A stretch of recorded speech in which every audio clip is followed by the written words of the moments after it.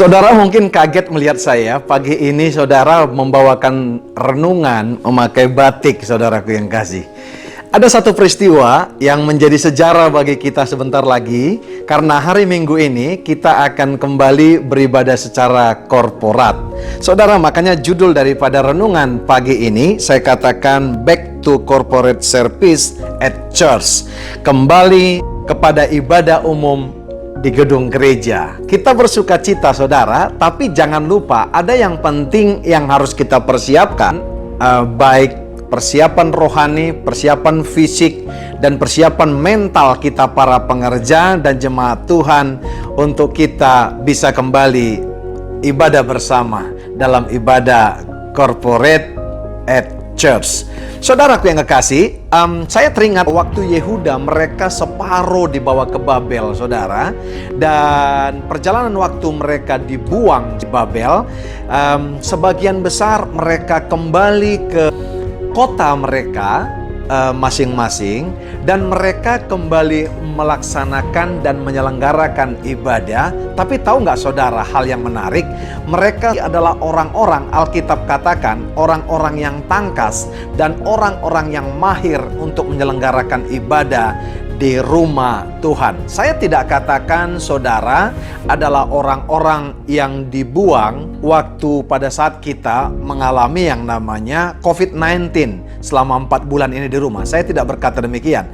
Tapi saudaraku yang kasih, tidak bisa dipungkiri ada hal-hal yang sudah tidak biasa kita lakukan, saudara. Untuk memulainya ada spirit, ada semangat, ada etos yang mulai kita bangun kembali, saudara. Nah, kita baca dulu firman Tuhan yang terambil dari 1 Tawarik 9 ayat 13. Saya bacakan ayat 2 dan ayat 13 dari bahasa Indonesia masa kini. Dikatakan, dari antara mereka yang pertama-tama kembali ke tanah milik mereka di kota-kota adalah orang awam, imam-imam, orang Lewi, dan pekerja-pekerja rumah Tuhan.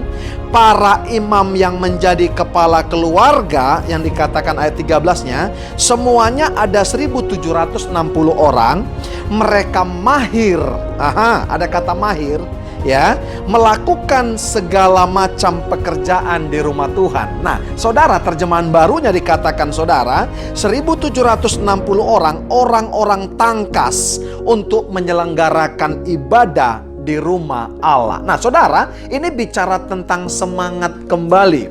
Saudara, bagaimana kita datang, ya, sudah tidak terbiasa ibadah corporate, sudah tidak terbiasa ibadah bersama. Tapi saya mau katakan, selama kita melakukan protokol daripada apa yang dikatakan pemerintah, saya pastikan saudara, semua kita akan aman di dalam perlindungan naungan tangan Tuhan. Saudara, kita pengerja-pengerja dan jemaat, saudaraku yang kasih, kita kembali memunculkan etos bagaimana pelayanan kita, servis kita, saudara, untuk memberikan yang terbaik bukan kepada manusia, tapi kepada Tuhan. Lihat saudara, after pembuangan mereka pulang kembali kepada kota-kota mereka memunculkan hal-hal yang mahir, ketangkasan, saudara. Tahu nggak saudara, KBBI itu bilang, kata tangkas itu adalah bukan mengalir, saudaraku yang kasih. Sudah terlalu lama banyak orang-orang Kristen memakai kata pelayanan mengalir saja. Ternyata saya pelajari, KBBI berkata bahwa tangkas itu adalah melawan arus, saudara, bukan melawan pemimpin. Jadi saudara, bukan mengalir pelayanan, tapi bagaimana kita memberikan yang terbaik, excellent, ya, memberikan yang lebih daripada apa yang diharapkan orang lain. Dan saudara, yang menjadi ekspektasi Tuhan kepada kita para pelayan dan jemaat-jemaatnya. Sebab itu saudara, untuk menutup daripada renungan pagi ini, saya bacakan Roma 12 ayat 11 kepada saudara. Janganlah hendaknya kerajinanmu kendor, biarlah rohmu menyala-nyala dan layanilah Tuhan. Saudara yang kasih, kenapa rohnya menyala-nyala, saudara? Ya, ada di antara dua kalimat, yaitu janganlah hendaknya kerajinanmu kendor dan layanilah Tuhan. Ternyata begini, ketika roh kita menyala-nyala, kita pasti kerajinannya tidak akan pernah kendor, dan kita akan mendedikasikan, memproyeksikan hidup kita untuk melayani Tuhan. Mari terus semangat, antusias, karena kita percaya dalam melayani Tuhan, jerilah kita tidak pernah sia-sia, maka Dia akan perhitungkan. Pelayan-pelayan jemaat GBI New Life Community Kemang Pratama dan jemaat sekalian, camkan power statement ini.